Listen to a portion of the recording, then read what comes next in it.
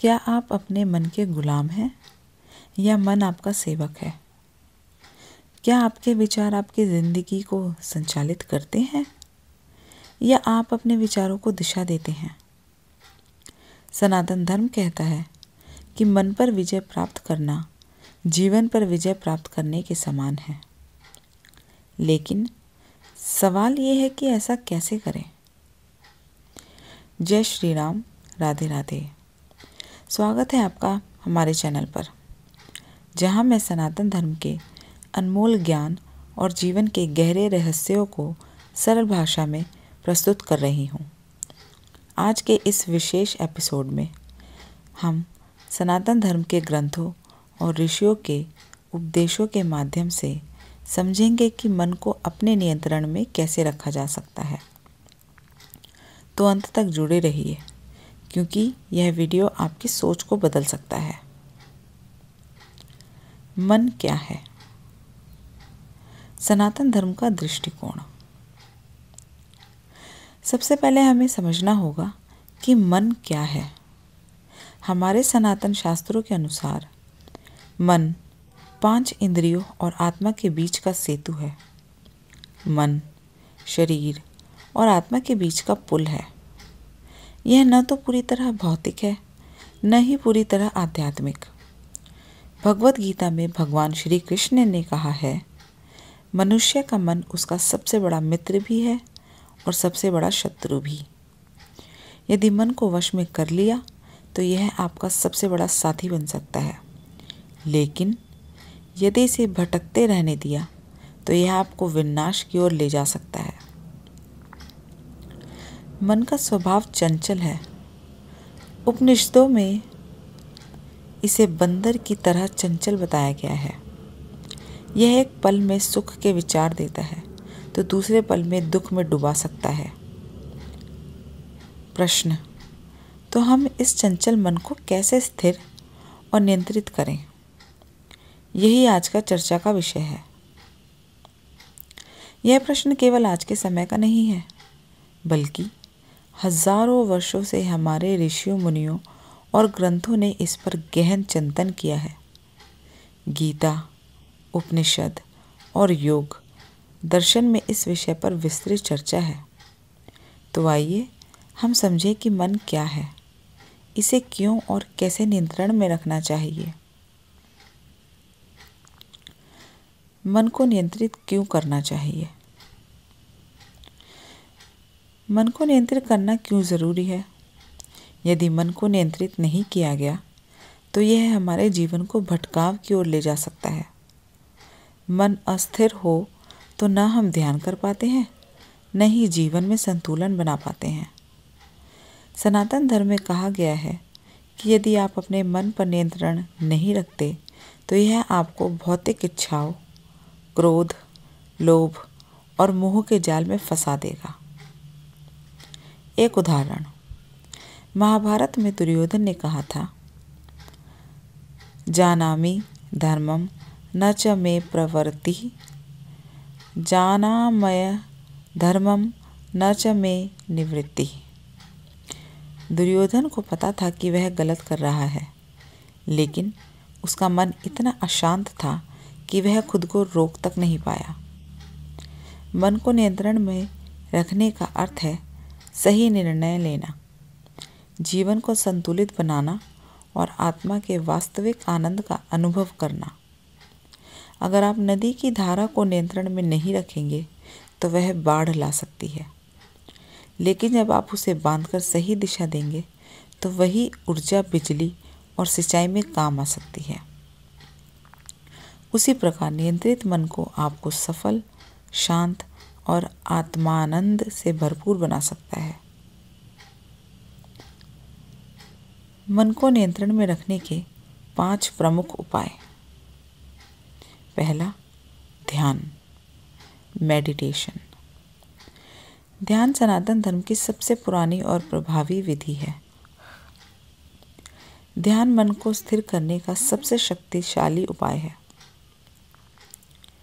गीता के 6 अध्याय में भगवान श्री कृष्ण ध्यान की महिमा बताते हुए अर्जुन से कहते हैं, ध्यान से मन को नियंत्रित किया जा सकता है। यह प्रतिदिन 10 से 15 मिनट करना ही चाहिए, जिससे मन के विचार शांत होते हैं। ध्यान के लाभ: यह विचारों को स्थिर करता है, आंतरिक शांति लाता है, आत्मा से जुड़ने में मदद करता है। कैसे करें ध्यान? शांत स्थान पर बैठें, अपनी आंखें बंद करें, ओम का जाप करें, सीधे बैठें और अपनी सांसों पर ध्यान केंद्रित करें। नियमित अभ्यास से आपका मन शांत और नियंत्रित होगा।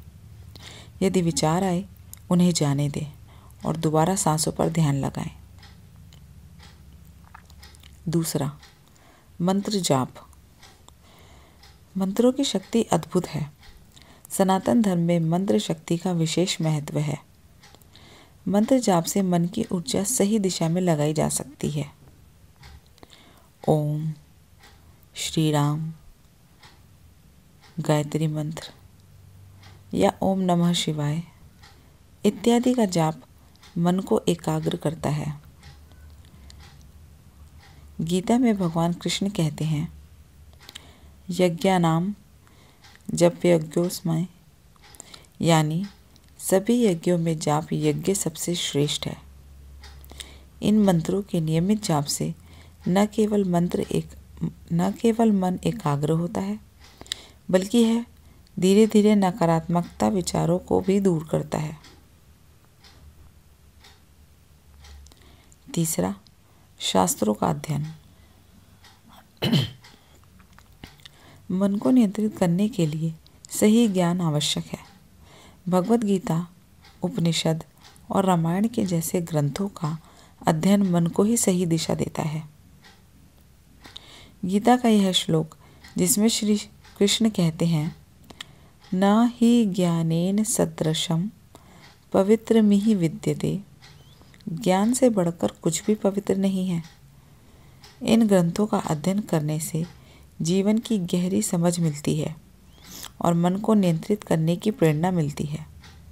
शास्त्र हमें सही दृष्टिकोण और संयम सिखाते हैं। चौथा, सत्संग और सही संगति। कहते हैं, जैसा संग वैसा रंग। संत महात्माओं के सत्संग में जाना और उनके प्रवचनों को सुनना मन को शुद्ध और नियंत्रित करता है। उदाहरण, महर्षि वाल्मीकि, जिन्होंने पहले पापमय जीवन जिया, लेकिन नारद मुनि के सत्संग से उनकी पूरी सोच बदल गई। उन्होंने रामायण जैसी महाकाव्य रचना की। भगवान राम के जीवन में विश्वामित्र और वशिष्ठ जैसे गुरु थे। उनकी संगति ने राम को महान मर्यादा पुरुषोत्तम बनाया।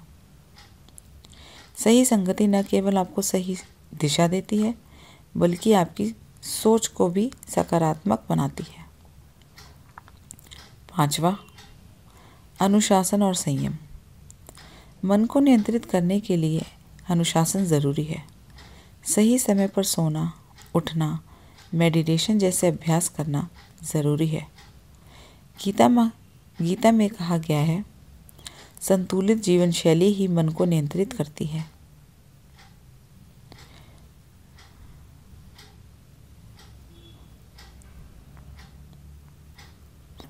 योग और प्राणायाम। योग केवल शारीरिक अभ्यास नहीं है, यह मानसिक स्थिरता का भी माध्यम है। पतंजलि योग सूत्र में कहा गया है, योग मन की वृत्तियों को शांत करता है। प्राणायाम के अभ्यास, अनुलोम विलोम, यह नाड़ियों को शुद्ध करता है, यह विचारों को स्थिर करता है। भ्रामरी प्राणायाम, यह मन को शांत करता है। कपालभाति, यह विचारों को स्पष्ट करता है। अष्टांग योग, पतंजलि योग सूत्र में बताए गए यम, नियम, आसन और प्राणायाम को अपनाएं। नियमित योग और प्राणायाम मन को नियंत्रण में लाने में अद्भुत कार्य करते हैं। जीवन में सकारात्मकता व संतुलन का महत्व। सकारात्मक सोच मन को नियंत्रित करने का एक और सटीक तरीका है। नकारात्मकता मन को विचलित करती है। उदाहरण, हनुमान जी ने अपने मन को नियंत्रित कर ही समुद्र लांघा था। अगर वे अपने मन पर विश्वास न करते तो यह असंभव कभी संभव ही ना हो पाता। मन को नियंत्रित रखने के लिए जीवन में संतुलन बहुत ज़रूरी है। गीता में कहा गया है, हमें सदैव संतुलित भोजन करना चाहिए, समय पर सोना और जागना चाहिए, संतुलित दिनचर्या अपनानी चाहिए। अनुशासन से मन स्वतः ही स्थिर हो जाता है। चलिए अब कुछ प्रेरक कहानी सुनते हैं। एक साधु के पास एक व्यक्ति आया और बोला, मेरा मन बहुत अशांत है, मैं इसे कैसे नियंत्रित करूं? साधु ने उसे एक कटोरे में तेल भरकर गांव का चक्कर लगाने को कहा, लेकिन उसके सामने शर्त रखी कि तेल की एक बूंद भी नहीं गिरनी चाहिए। वह व्यक्ति सावधानी से पूरा गांव घूमकर वापस आया। साधु ने पूछा, क्या तुम्हारा मन कहीं और भटका? वह बोला, नहीं, मेरा तो पूरा ध्यान तेल पर ही था। साधु ने कहा, इसे ही कहते हैं मन को नियंत्रित करना। जब तुम्हारा ध्यान एक लक्ष्य पर होता है तो मन स्वतः शांत हो जाता है और तुम्हारा ध्यान एक ही जगह लगा रहता है। एक और कहानी सुनते हैं। एक ऋषि से किसी ने पूछा, मन को कैसे वश में करें? ऋषि ने एक गिलास में पानी लिया और उसमें मिट्टी डाल दी। उन्होंने कहा, यदि आप इसे हिलाओगे तो पानी गंदा हो जाएगा, लेकिन यदि इसे स्थिर रहने दिया जाएगा तो यह गंदगी नीचे बैठ जाएगी। इसी प्रकार मन को शांत रखना चाहिए, विचार स्वतः ही शुद्ध हो जाएंगे। निष्कर्ष और संदेश। दोस्तों, मन को नियंत्रित करना एक साधना है। यह एक दिन में नहीं की जा सकती, लेकिन नियमित अभ्यास, धैर्य, दृढ़ निश्चय और सही मार्गदर्शन से ही यह संभव हो सकता है। नियमित ध्यान करें, मंत्र जाप करें, इन्हें जीवन का हिस्सा बनाएं, शास्त्र पढ़ें, सत्संग करें, सही संगति में रहें, योग और प्राणायाम ज़रूर अपनाएं। याद रखें, मनुष्य अपने भाग्य का निर्माता है और मन को नियंत्रित करना भाग्य बदलने की पहली सीढ़ी है। मन को नियंत्रण में लाने का अर्थ है अपने जीवन को सही दिशा देना। इसे अपनाएं और जीवन को एक ऊंचाई पर ले जाएं। जय श्री राम, जय सनातन धर्म। आप सभी को हमारी शुभकामनाएं। यह वीडियो अगर आपको पसंद आया हो तो इसे लाइक, शेयर और सब्सक्राइब करें और मुझे कमेंट बॉक्स में ज़रूर बताएं कि यह आपको वीडियो कैसे लगा। तब तक अपना ख्याल रखें। धन्यवाद। जय श्री हरि, जय सनातन धर्म।